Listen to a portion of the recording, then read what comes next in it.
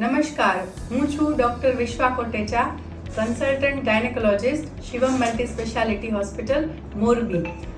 8 March એટલે કે international women's day, આંતરરાષ્ટ્રીય મહિલા દિવસ. આ દિવસે આપણે સ્ત્રી સશક્તિકરણ માટેના અનેકવિધ કાર્યક્રમો કરતા હોઈએ છીએ.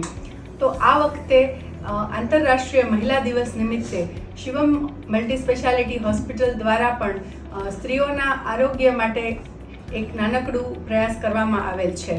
આપણે સૌ જાણીએ છીએ કે ગર્ભાશયના મુખનું કેન્સર એટલે કે સર્વાઇકલ કેન્સર જે સ્ત્રીઓમાં થતું બીજું મોસ્ટ કોમન કેન્સર છે. દર વર્ષે ભારતમાં અંદાજિત 1,25,000 જેટલી મહિલાઓ આ કેન્સરથી પીડાતી હોય છે અને દર વર્ષે ભારતમાં 75,000 જેટલી મહિલાઓનું આ કેન્સરને કારણે મૃત્યુ થતું હોય છે. પરંતુ આ કેન્સરની એક ખાસ વાત એ પણ છે કે આ કેન્સર થાય એના અંદાજિત 5 થી 10 વર્ષ અગાઉ પણ આપણે ગર્ભાશયના મુખમાં થતા અમુક ફેરફારોને એક પેપ્સમિયર નામના ટેસ્ટ દ્વારા જાણી શકીએ છીએ. ગવર્મેન્ટ ઓફ ઇન્ડિયાની ગાઈડલાઇન્સ પ્રમાણે 21 વર્ષથી વધારે ઉંમરની દરેક મહિલાઓએ દર 3 વર્ષે પેપ્સમિયરનો રિપોર્ટ કરાવવો જોઈએ. આ રિપોર્ટ ખૂબ જ સરળ છે, તેમાં બિલકુલ દુખાવો નથી થતો કે કોઈ પણ પ્રકારનું ઇન્જેક્શન પણ નથી લાગતું.